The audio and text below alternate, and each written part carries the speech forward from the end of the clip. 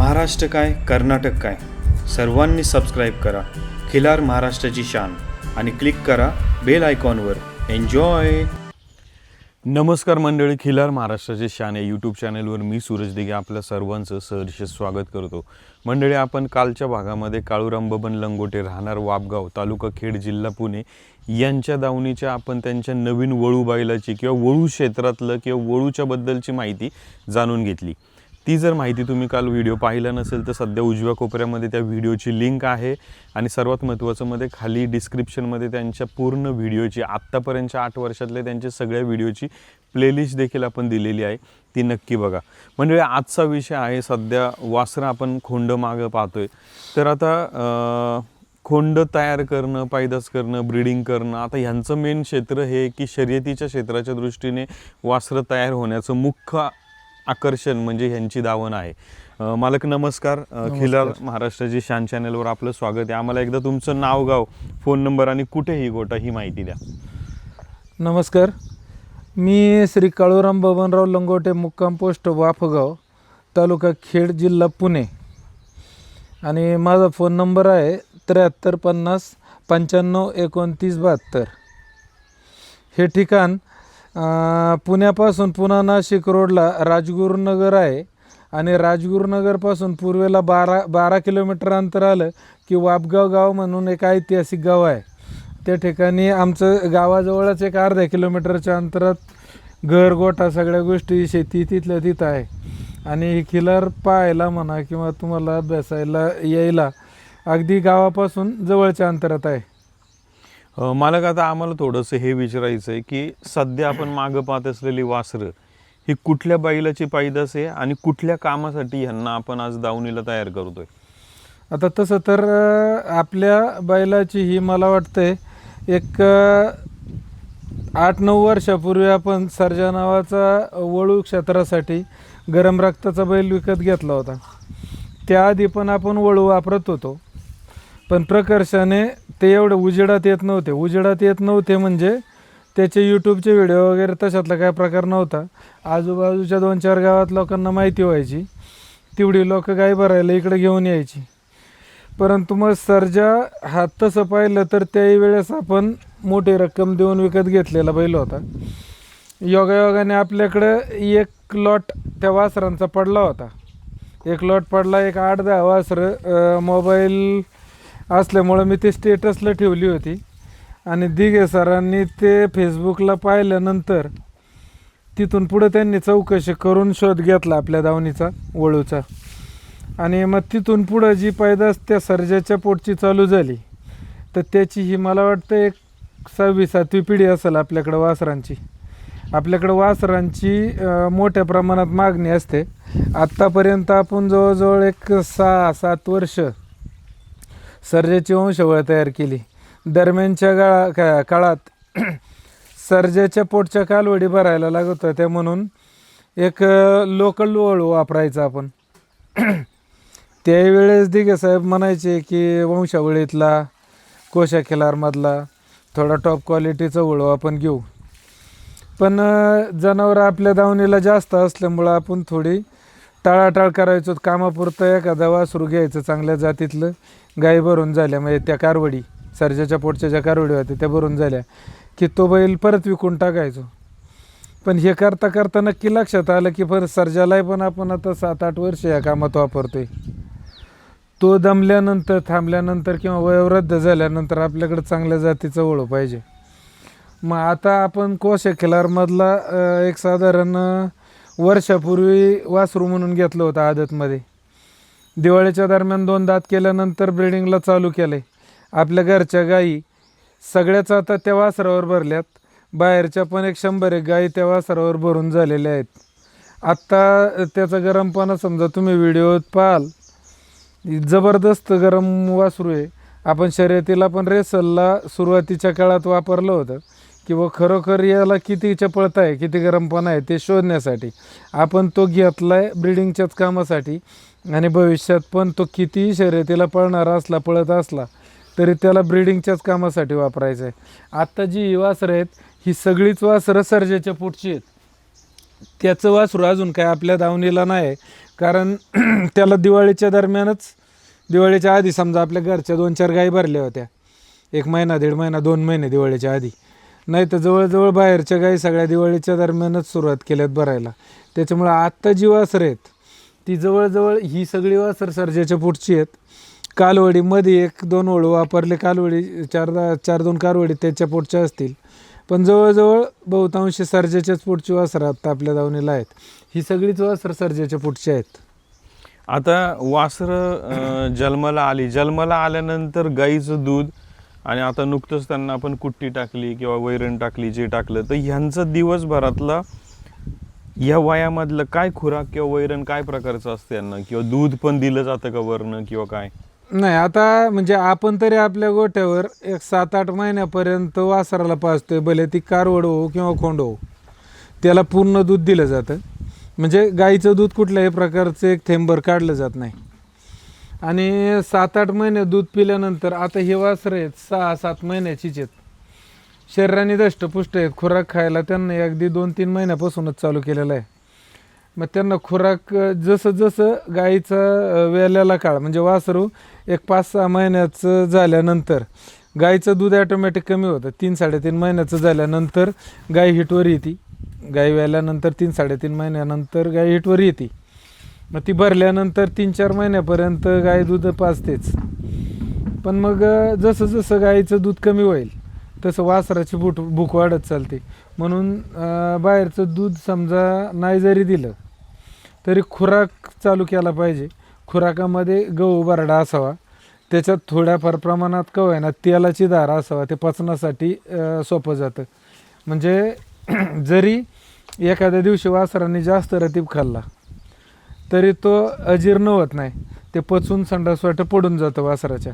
त्याच्यामुळं खुराक 4-5 महिन्यानंतर वासराला खुराक चालू झालाच पाहिजे. आणि 2-3 महिन्यानंतर वासरू थोडं पान चाटायला सुरुवात करतं, मऊ खादड जर असेल तर 2-3 महिन्याच्या पुढं वासराला वैरणसुद्धा द्यायलाच पाहिजे. अशा पद्धतीने वासराचं खुराकाचं किंवा बाकी वैरणीचं नियोजन असतं. आता आम्हाला थोडंसं एक विचारायचं आहे की जसं म्हणजे एखादं वासरू जन्माला आल्यानंतर किती दिवस ते दूधच पित असतं किंवा पाणी पित नाही असं आम्ही ऐकलेलं आहे, तर तो काय काळ असतो? पहिला 1 महिन्याचा काळ आहे ना, 1-1.5 महिन्याच्या काळात ते पाणीही पित नाही किंवा दुसरी वैरणही कुठलीही खात नाही. त्याचा पूर्ण आहार हे गाईचं दूधच असते. म्हणून तर आपण म्हणतोय की गाईला दूध असल्यानंतर वासरू चांगलं जोपासलं जातं. याचं कारणच आहे, पहिल्या 2-3 महिन्याचा काळ म्हणजे त्याचं पूर्ण अन्न हे दूधच असते. आणि मग त्या गाईला जर दूध भरपूर असलं तर त्या शरीरात या आहाराची क्षमता चांगली राहते. आहारात चांगला असल्यावर वासरू चांगलं जोपासलं जातं, मापटाप चांगलं होतं किंवा कुपोषित होत नाही. अशातला एक प्रकार आहे. आता आम्ही मागे पण तुमच्या काही मुलाखती घेतल्या, शर्यतीचा विषय काय निघायचा. आता आज पाहायला गेलं तर बंदी उठून बरीचशी वर्ष झालेली आहेत, चांगले दिवस आहेत. चांगले दिवस आहे म्हणण्यापेक्षा मोठ्या प्रमाणात शर्यती होतात. अगदी भरपूर. तर आत्ताच्या काळामध्ये कुठल्या प्रकारचं बदल किंवा ह्या वासरांचं ट्रेनिंग असेल किंवा वासरांची मागणी असेल की आता काही जणांची आम्हाला तुमच्या बैलाचं वासरू पाहिजे, तर काय सध्याची सिच्युएशन? ट्रेनिंगचा भाग आम्हाला विचारायचा. ह्या वासरांचं ट्रेनिंग किंवा ह्यांना किती महिन्याच्या पुढं झुपणं असेल. आता जवळच आम्ही तुमच्या घराच्या जवळच घाट पाहतोय, तुमचा गावचा जत्रेचा घाट. ह्याच्यात काय असं आजच्या काळात काय चालू आहे इथे? आता तसं जर पाहिलं ना तर वासरू तयार करून म्हणजे घरच्यात वासरं सगळ्या शेतकऱ्यांना, सगळ्या म्हणण्यापेक्षा एक बोटावर मोजणे इतकी 4-2 शेतकरी सोडले बैलगाडा मालक की बा घरच्याच गाईचं वासरू तयार झाले आणि मग ते शिकवले. हे फार दुर्मिळ झाले. आता सगळं राईस प्लेट जेवण झाले. तिकडून वासरू आणायचं, 4-2 वेळा झोपून बघायचं, पळालं तर ठीक, नाही तर परत ते विकायचं, दुसरं घ्यायचं. पण आत्ताही वासरं 6-7 महिन्याची 5 महिन्यापर्यंतची वासरं सांगोला पट्ट्यातून, कर्नाटक पट्ट्यातून असो किंवा मग आता म्हैसूर पण वापरतायत लोक शर्यतीसाठी. म्हैसूर वासरू असो, शर्यतीसाठी 5-6 महिन्याचं वासरू आणायचं. 5-6पेक्षा आता खाली उतरायला लागलेत लोक. 3-4 महिन्यापर्यंतचं सुद्धा वासरू घेऊन येतात. सर्वस्वी चुकीचं आहे. एवढ्या लहान वयात वासरू दुधाखालचं तोडलं नाही पाहिजे, त्याची पूर्ण वाढ होत नाही. सगळेच गाडा मालक त्याला दूध पाजू शकत नाही. दुसरी गोष्ट, त्या गाई खालचं वासरू म्हणजे खिलार क्षेत्राला एक लागलेला बिरड म्हणाल तो, की घाई झाली शेतकऱ्यांना, गाडा मालकांना. आता तुम्ही शर्यती पाहताय, लाईव्हला तुम्ही पाहिलं असेल किंवा शर्यती पाहायला गेल्यावर पण पाहिलं असेल की 4 आणि 5 महिन्याची वासरं शर्यतीत बघायला मिळतात तुम्हाला. 100% चुकीचं आहे ते. वासरू तोपर्यंत शिकलेलं नसते. ते पाठीमागं गाड्याला म्हणा, डबड्याला म्हणा किंवा त्या कर्कश आवाजाला म्हणा घाबरूनच पळते. लहान वयातलं मी सांगतोय. काही बैल आत्ता अशी आहेत की त्यांना माहिती झालं आहे आपलं शर्यतीसाठी जीवन जन्माला लावलं आहे आपण. त्यांची गोष्ट बाजूला आहे, कारण ती शर्यत क्षेत्रात टॉपचीच वस्तू आहे असं म्हणलं जाईल. पण साधारणतः 5-6 महिन्याचं वासरू झालं ना, त्याला ट्रेनिंग दिली पाहिजे. मोकळ्या घाटात शिकवलं पाहिजे थोड्या प्रमाणात. एकदा 8-15 दिवसातून एखादा फेरा घेतला पाहिजे. त्याला त्याची जाणीव होते की आपण वारंवार आपल्याला हे करायला लावतात, म्हणजे याच्यासाठी आपला जन्म झाला आहे किंवा हे आपल्याला आयुष्यात पुढं करायचे, हे जनावराला सुद्धा त्याची जाणीव होते नक्कीच. म्हणून एक 5-6 महिन्यानंतरच वासराला शर्यतीला घेतलं पाहिजे. आणि पूर्ण शर्यतीत सहभाग म्हणाल तर वासराचा सुद्धा वर्षाच्या पुढं झाला पाहिजे, ते पण कांड्यात झोपायलासाठी. लिमिटपेक्षा जास्त वासरू ताणलं जाते आणि ताणल्यानंतर ते 4-2 घाट भीतीपोटी पळते आणि नंतर त्याची स्पीड कमी होते, ते विजते. तर लहान वयात वासरू परिपक्व झालेलं नसतं, त्याच्या शरीराची पूर्ण वाढ झालेली नसते, ते घाबरून पळते. म्हणून शर्यतीत तुमचा नंबर पण मिळत असेल, येत असेल. परंतु ज्यावेळेस ते परिपक्व होते ना, त्यावेळेच्या शर्यतीची त्याची मजा फार वेगळीच आहे. त्याच्यामुळं लहान वयात परिपक्व व्हायच्यात वासराला जास्त झुपणं किंवा ताणणं बरोबर नाही आहे. मंडळी, कुठे जाऊ नका. आपण आता थोड्याच वेळामध्ये ब्रेक नंतर भेटूया. आणि पण ब्रेक नंतर आपण मालकांना 3 प्रश्न विचारणार आहोत. त्यातला पहिला प्रश्न म्हणजे म्हैसुरी वासरं आजच्या काळामध्ये किती प्रमाणात शर्यतीत आहेत. दुसरा प्रश्न की वासरू म्हणजे आता बऱ्याचदा यात्रांमध्ये पाहतो आपण, शेतकरी मोठ्या प्रमाणामध्ये गाड्या भरून शर्यतीसाठी वासरं घेऊन येतात. त्याच पद्धतीने आणि त्यातली सगळीच वासरं पळतात का, हा प्रश्न आपण त्या यात्रांमध्ये शेतकऱ्यांना विचारतो. आज ह्यांना हे विचारू की ह्यांच्या दावणीच्या सारख्या बैलाची एवढी पैदास 8 वर्षात झाली, किती पळाली, किती कुठल्या कामाला गेली. आणि त्यानंतरचा सर्वात तिसरा महत्त्वाचा प्रश्न की आर्थिकदृष्ट्या एखाद्या गरीब कुटुंबाच्या दावणीला असलेलं नादाने घेतलेलं वासरू किंवा मित्रमंडळींच्या नादाने घेतलेलं वासरू ते किती प्रमाणात पळण्यासाठी तयार झाले आणि त्याच्यानंतर चांगलं पळत असताना ते त्यांनी विकलं पाहिजेल का नाही पाहिजे. त्यावेळेस त्यांनी आर्थिकदृष्ट्या तिथं लाभ स्वतःचा आणि त्या दुसऱ्या शेतकऱ्याचा पण करून दिला पाहिजेल का नाही पाहिजे, हा मुख्य प्रश्न आपण विचारणार आहोत. पोशिंद्याचे तू इमान, कैलासाला शंभोदी तुझा जय जयकार. पंढरीच्या पालखीची वारी तुझ्या खांद्यावर, पाय गुणी जोडायसी धन्य काळ रान. नमस्कार मंडळी, आपण या ब्रेक नंतर परत एकदा भेटत आहोत. मालक नमस्कार. पहिल्या टप्प्यामध्ये आपण बरीचशी माहिती पाहिली. मालक, मागासच्या पहिल्या टप्प्यामध्ये तुम्ही म्हणले होते की म्हैसुरी वासरांचा पण वापर ह्या शर्यतीमध्ये होतोय. आता गेल्या 8 वर्षामध्ये आम्ही बंदी उठायच्या अगोदर म्हैसुरी वासर मोठ्या प्रमाणात पाहिजो. आता आज खरं पाहायला गेलं तर तुम्ही स्वतः त्या ह्याच्यामध्ये काम करताय. गोठ्यामध्ये बऱ्याचशा मोठ्या प्रमाणात वासर आहे आणि सर्वात महत्त्वाचं म्हणजे बैलगाडा घाटावरती जाणं मोठ्या प्रमाणात आहे. आजच्या काळामध्ये म्हैसुरी वासरांचं किती प्रमाण आज आपल्याला पाहायला मिळत आहे? कमी आहे का जास्त आहे? नाही, तसं तर पाठीमागच्या ज्या 2 वर्षाच्या काळानुसार कमी आहे. कारण 2 वर्षापूर्वी विचार केला तर बऱ्यापैकी टॉपमध्ये. आता काय होतं, हे क्षेत्राकडे पाहताना कोणत्या जातीची बैल किंवा कोणत्या रूपाची, कोणत्या शरीराचा बैल पुढं पळतोय त्या बैलाकडे बघून आपण वासराची खरेदी करतो. बाजारात गेलो किंवा आमच्या दावणीवर कोणी आलं तर मग त्या बैलाच्या शरीराचा याचा बांधा आहे बरं का, त्या बैलाच्या तोंडाचं याचं तोंड आहे, डिटेल हा त्या बैलासारखा दिसायला दिसतो किंवा मोठा झाल्यानंतर त्या बैलासारखं होईल याकडं पाहिलं जातं. पारख याला म्हणायचं, समजा पारख म्हणतो किंवा डमी प्रकरण म्हणायचं. शरीराचा बांधा, फिटनेस, त्याची कांबळ बिंबट ह्या सगळ्या गोष्टी तर शर्यत क्षेत्रात पाहिल्याच जातात. परंतु आत्ता म्हैसूर वासरं येत आहेत, आत्ता नाही म्हणत मी म्हैसूर वासरं, पण तसं पाहिलं तर आजही मार्केटमध्ये प्युअर म्हैसूर नसू द्या, थोडंफार क्रॉस ब्रीडिंग असेल, पण 50% म्हैसूर आणि 50% इतर जाती, इतर म्हणजे थोड्याफार प्रमाणात गावरान असेल आणि बाकी खिलार असेल, तर अशा प्रमाणात प्रमाण आहे. पण म्हैसूरचं प्रमाण आहे एकदम जास्त काळ नाही टिकत म्हैसूर जात, एवढंच एक गोष्ट आहे.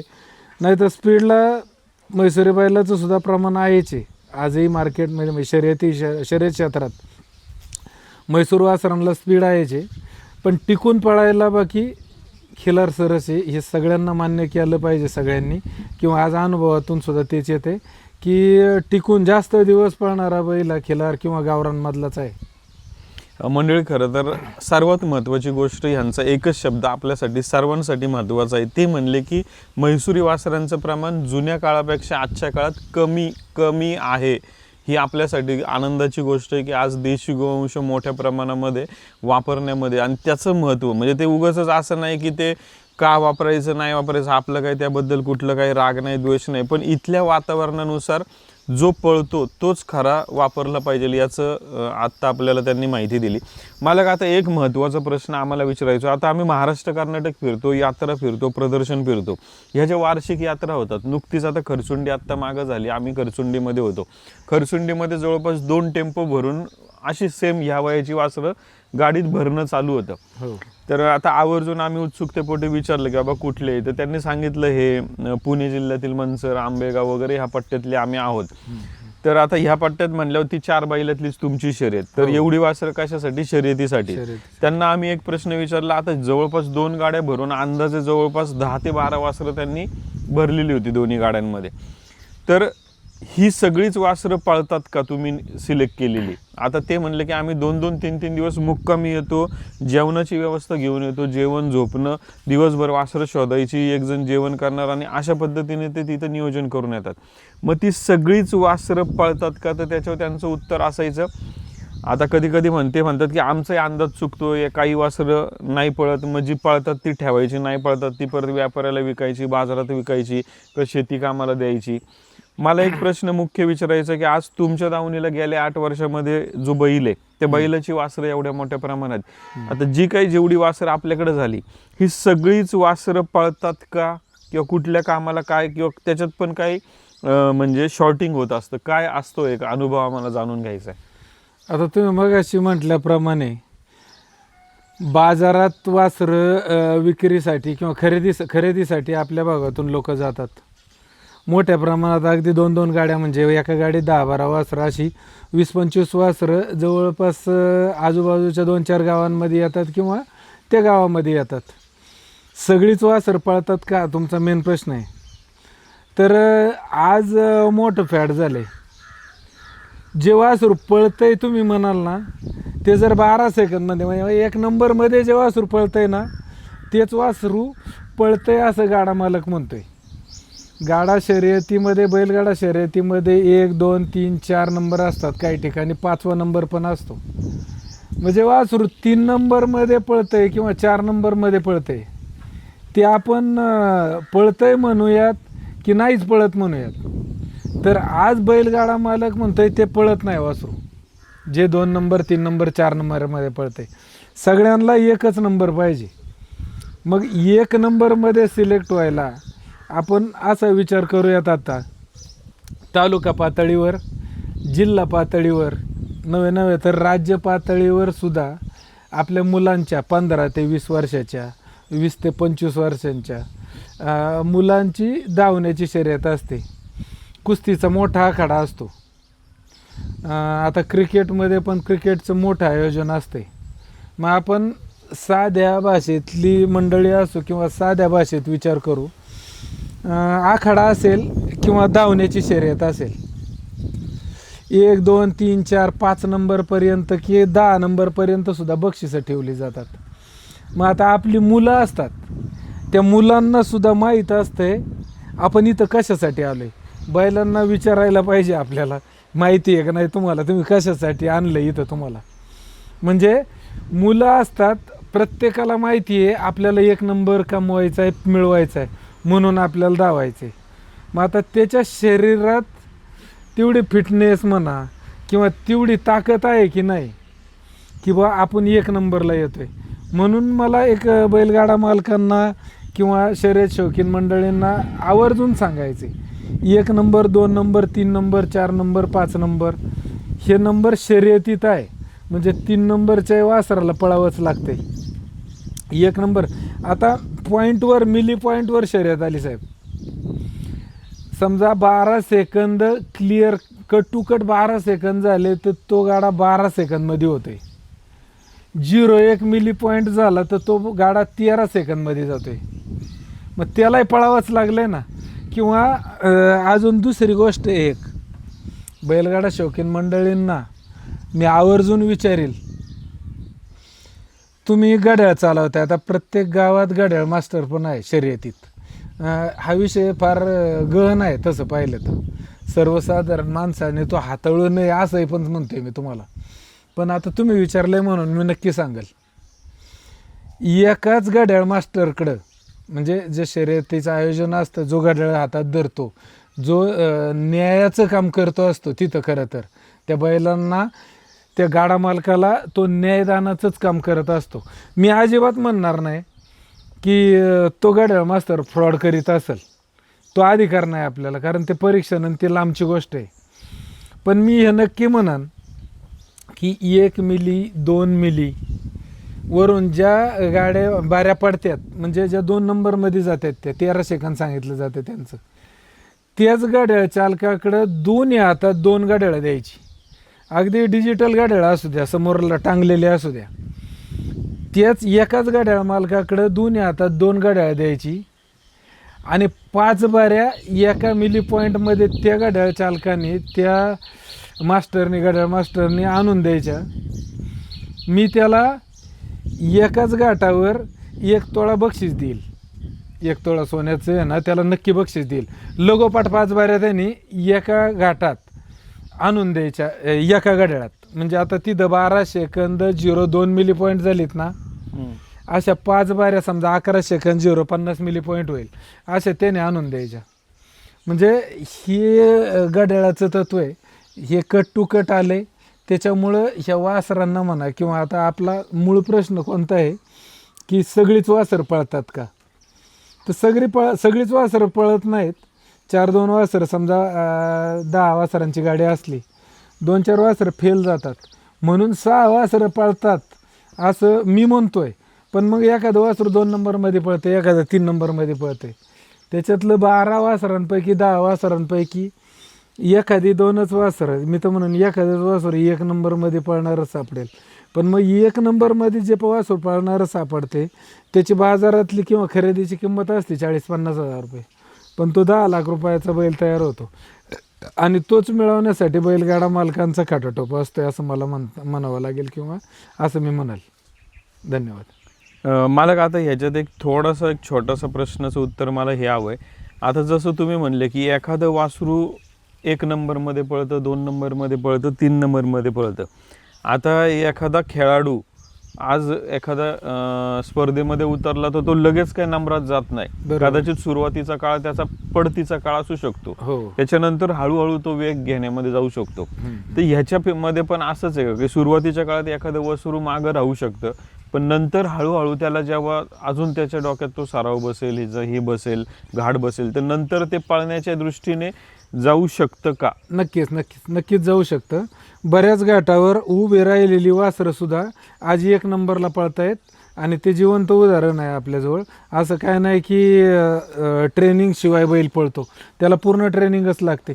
पहिलं वर्ष 6 महिने तर ट्रेनिंगमध्येच असते. 2 नंबरमध्ये पळतो, 3 नंबरमध्ये पळणारं वासरू या वर्षी समजा या वयातली आपण वासरं शिकवली, एखादं वासरू बुचकळतंय, त्यांचा सांधा होत नाही, आत्ता झाले. आत्ता बैल जुपायला म्हणजे आता तुम्हाला पण माहीत नाही ते मी सांगतो.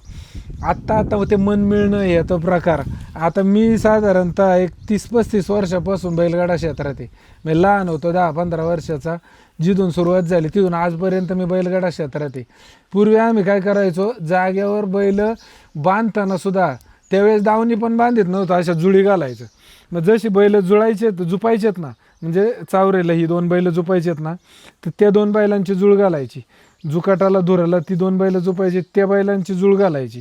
जाग्यावरून बैल सोडून ज्यावेळेस आपण घाटात नेतो, म्हणजे जिथं बैल बांधल्यात तिथून, तर तिथं सुद्धा प्रकर्षाने तीच 2 बैल जुळवायची. जुळ आखडून घालायची. अगदीच 1.5 फूट 2 फुटाचं अंतर त्या जुळीचं ठेवायचं, म्हणजे एकामेकाला बैलाला ओळखायला तो वेळ मिळायचा. आता नवीन फॅड निघत चाललीत. छकडी क्षेत्रातले काही बैल वापरत चाललेत बैलगाडा मालक. मग इकून एक आणायचा, तिकून एक आणायचा, तिसरीकून एक आणायचा, आणि एकाच दावणीवरची बैल पळवायची नाही, त्यांच्यात ती खुन्नस निर्माण झाली पाहिजे, अशातला काय प्रकार. पण पूर्वी असं नव्हतं.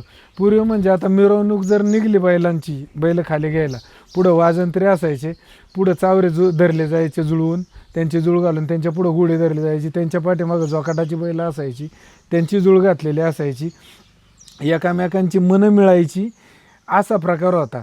तर 2 नंबर 3 नंबर म्हणजे आपला मेन विषय होता. 2 नंबर 3 नंबर 4 नंबर मध्ये पळणारं वासरूसुद्धा पुढच्या वर्षी टॉपला फायनलमध्ये पळू शकतं. आणि हा एक ट्रेनिंगचाच भाग आहे. ट्रेनिंग ही वासरांना गरजेचीच आहे. ट्रेनिंगशिवाय वासरं बैल तयार होत नाही, हे प्रामुख्याने मला सांगायचं आहे तुम्हाला. मग ह्याच्यामध्ये शेतकऱ्याकडे संयम किती आहे हे पण मला विचारायचं, की समजा आज एखादं वासरू आणलंय की ते नाही पळालं, पण ती कदाचित उद्या पळणारा असेल, मग आता शेतकरी असं करतो का की आता 1-2 घाट नाही पळाले, हे विकून मोकळं होऊ, विकून तो मोकळा झाला, आणि नंतर लक्षात आलं की ज्याला विकलाय त्याच्याकडं थोड्या 1-2 पुढच्या काही कालावधीनंतर ते वासरून 1 नंबरच्या वर पळतंय, अशी चूक शेतकऱ्याकडून होते का? 100% होते. 100% होते. त्या बाबतीत शेतकऱ्याकडून कमी प्रमाणात होते ही चूक. पण आता जी गुंठामंत्री म्हणा किंवा अशी बाकीची मंडळी जी आहे शर्यत क्षेत्रात आहे, त्या कोणत्याच मंडळींना आपल्याला नाव नाही ठेवायचे, कारण त्यांच्याकडे ती त्या पद्धतीची परिस्थिती नसते. म्हणजे साधारण समजा आता त्यांना छंद आहे, त्यांच्याकडे 2च बैल सांभाळायची परिस्थिती आहे, जागा म्हणा किंवा वैरण चाऱ्याचं नियोजन असेल, किंवा त्या बैलांकडे लक्ष देणाऱ्या माणसाचं नियोजन असेल, ते काही असू द्या. पण त्यांनी 1-2 वेळा वासरू झुपून पाहायचं. ते जर नाही पळालं तर ते विकून टाकायचं. आता आपल्यासारख्या दावणीचा विषय जिथे येतो, आपण ट्रेनिंगमध्ये 2-2, 3-3, 4-4 वेळा त्याला पहिलं ट्रेनिंगच देत असतो मोकळ्या घाटावर. तिथं त्याला ते शिकायला मिळतंय वासराला. 4 घाटावर ट्रेनिंग झाल्यानंतर मोकळ्या घाटावर मग आपण पब्लिकमध्ये किंवा चालू शर्यतीमध्ये त्याला झुकतोय. चालू शर्यतीमध्ये सुद्धा 1-2 वेळा कधी बुजलं जातं वासरू. ज्यावेळेस 2-3 राऊंड त्याचे होतील 2-3 घाटात, त्यावेळेस त्या वासराला नजर येते, गुढीवर लक्ष जातं. आता गुढीवर पण आपण व्हिडिओ एक अपलोड करणार आहे की बा गुढी गरजेची काय किंवा गुढीचं महत्त्व काय. तर गुढी शेजारी वासरू बांधून तिला ती सवय होती. जर 2च वासर आणि 1च घोडा असेल तर ते घोडं सोडल्या वासरू हुंबरलं पाहिजे, एवढी तिला ती सवय होते त्या वासराला त्या गुढीची. आणि मग घाटातसुद्धा धरल्यानंतर घोडं पुढं धरतो आपण 20 फूट 30 फूट 50 फूट बैलांच्या पुढं घोडं धरतो. मग ते घोडं सारखं गिरक्या मारीत राहते. वासराला सुद्धा वाटतंय की आपल्याला त्याच्याजवळ जायचे, आणि घोडं सुटल्यानंतर भरधाव वेगाने पळायला सुरुवात करते. वासरू त्याच्याकडे बघते आणि त्या घोड्याच्या स्पीडने ते पळायला बघते. म्हणून त्या घोड्याची गरज आहे. आणि वासरू असंच शिकलं जातं 2-4 वेळा ट्रेनिंग करून घोड्याच्या लालसेपोटी. आणि 3-3, 4-4 वेळा ट्रेनिंगला वासरू गेला ना, झुपल्यावर काय करायचे किंवा आता मालक आपल्याला सोडून देणार आहे हे वासराला समजते. जसं की समजते की नाही याच्यावर तुमच्याही पुढं समजा किंवा पाहणाऱ्यांच्या पुढं प्रश्नचिन्ह निर्माण होईल. पण आपण पूर्वी अवता हाकीत होतो, अजूनही काही मंडळी अवता हाकीतात. समजा आपल्याकडं थोडं आता या क्षेत्र मोठं असल्यामुळं, ट्रॅक्टरची सुविधा असल्यामुळं आपण आता अवतं नाही झुपत. पण अवतं चांगल्या प्रकारे हाकलेली आहेत आपण, अगदी 15-20 वर्ष. तर जो बैल अवताला पूर्ण शिकवलेला असायचा तोही पण बैलच, आणि शर्यतीला पळणारा बैल प्रकर्षाने मी ते सांगतोय. जो बैल शर्यतीला 1 नंबरमध्ये पळत होता ना, तोच बैल आपण शेती कामाला सुद्धा वापरत होतो थोडे दिवस का होईना. समजा आता त्यावेळेस फक्त गाव यात्रा असायच्या. गाव यात्रा एप्रिल महिन्याच्या अखेरपर्यंत संपून जायच्या. मग मे महिन्यात नांगरटी पासून म्हणजे लोखंडी नांगराला सुद्धा आपण शर्यतीला 1 नंबर पळणारा बैल वापरलेला आहे, तो शिकवलेला आहे शेती कामाला सुद्धा. मग आता तो शेती कामाचे दिवस संपून घ्यायचे त्याच्याकडून आणि साधारण दिवाळीच्या दरम्यान शेतीकाम संपलं की परत बाटकी बांधायचं. जुन्या काळात म्हणायचं आपण बाटका असायची. बाटकं म्हणजे शाळूचा सुकलेला कडबा, म्हणजे शेतातच सुकलेला कडबा साधारण. तर मग ती घरी बैल बांधल्यानंतर परत पावर यायचा बैल महिना 1.5 महिना बांधल्यावर आणि परत शर्यती चालू व्हायच्या. तर मग शिकवण हा मुद्दा होता आपला. तर जो बैल शर्यतीला 1 नंबर पळतोय तोच बैल आवताला झुपल्यावर रुमण्याला कासरा अडकवल्यानंतर ढिल्ल्या कंडिशनमध्ये उभा राहतोय आणि मालक जवळ येऊन त्या लोडावर त्या आवतावर पाय दिला आणि चल रे म्हणल्यावर किंवा दा होय असं काहीही म्हटलो की ते चालू करते हो म्हणलं की तो बैल थांबतोय. त्याला समजतंय ना मालकाला काय पाहिजे किंवा आता काय करायचे.